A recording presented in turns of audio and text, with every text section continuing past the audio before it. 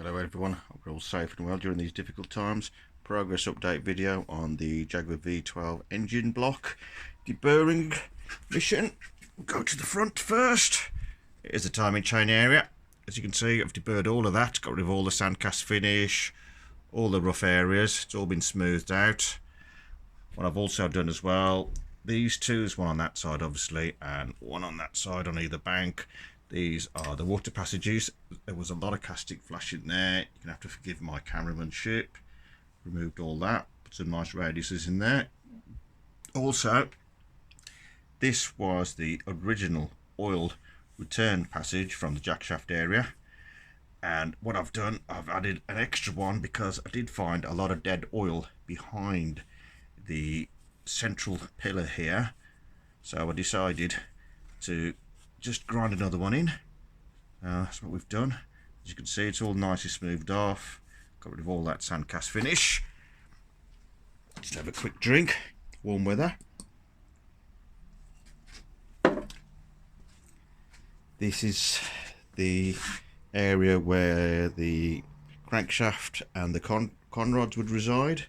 As you can see, all the internal walls, ground all the sandcast finish away. It's all nicely smoothed off now. That's it. It's on the other side. I know this looks rough, but believe me, it's a lot smoother than it actually was. See the side. This is the big oil passage that runs the entire length of the one side of the bank. The oil filter is there, and it goes back through to the oil cooler on that side, I think, if I can remember. So also these are the oil return passages. There's that one, and that one from the valley area, to burn all inside there. And I've also added an extra one at the back because I found some dead oil at the front area. So what we'll do, we'll just turn the engine block round. You have to forgive me because it's bloody heavy. Okay, turned it round. This is where the jack shaft would reside, in there. That's all been smoothed, linished, got rid of all that sandcast finish.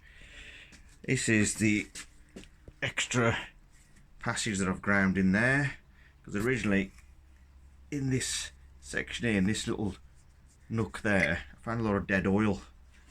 So I don't think the oil was going back to pan. So I've just ground straight through. If you can see, another passage, so it should all aid the return of oil back to pan. And I know there's still a lot of aluminium shards in there from all the grinding and all the linishing, but the engine block is going to be sent away to be sonically cleaned, hot tanked, solder blasted, then it's going to be cleaned and washed again. Then when I get it back from those processes, I'll be washing it again with detergents and blowing everything out with the airline, then washing it again by hand and making sure that it's all super clinically clean. Also, if you can imagine, the jack shaft would actually run in here, in there, and your distributor would be there. And this area here, this central area, was all full of dead oil. So what I've actually done, I've drilled these, if you can see it, there's one there, and there's one at the back, two 4.5mm oil exit passages, so the oil can get out, because I did find out, as I say, a lot of dead oil in there, so I don't think it was getting out, it was just building up in there and it just couldn't release. So I've ground one in there. Also at the back of the engine block, where the bell housing area is, I've also drilled straight from the floor of the valley straight into the block, because there was a lot of dead oil in the back of this area as well. So all the oil should be getting back to tank. These two ports here, there's this one on the one bank and then the other one on the other bank. There was a lot of I know you can't see it, but there was a lot of casting flash down there. So what I've done, I've got all the way to the bottom, ground it all out. So I've got rid of all that casting flash, all the sandcast finish. It's nice and smooth in there now. So the oil is going to be going from the heads straight down these passages. It's not going to be hindered in any way. Back to pan. Just walk round to the front. Here's that. Have a look. Sorry about my cameramanship.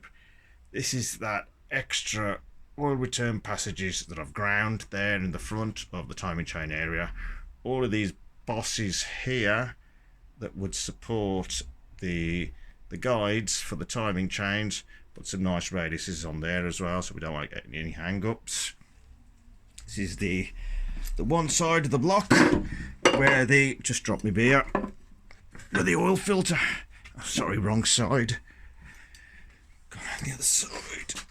This is where the oil filter housing is. And I've actually got in there as well. Got rid of all that sandcast finish, deburred it all, so the oil going to the filter would not going to be hindered in any way. And also this entire passage that runs the entire length of the block runs there, comes out here and it goes to the oil cooler, if I remember rightly. It's been that long since this engine was together, sometimes you forget where everything goes. If you get your hand in there, you can feel a lot of rough sandcast finish. So what I'm going to do, take the entire engine block to work, put it on one of our big 5-axis CNC millers, and I'm going to linish this entire area from the front all the way to the back. There is actually a brass plug on the back there, and yeah, I'll put my hand up. I have had a go at trying to get this plug out and I just couldn't, so I thought, because originally I was just going to try and do this at home myself, but I just couldn't get that out. So I'm going to take it to work, take the engine block to work, and we're going to mill straight down there the entire length of the block and linish all that out so it's nice and smooth. Now again, you can see the valley area. Anyway, that's all for now. Let's all keep safe and well. Okay.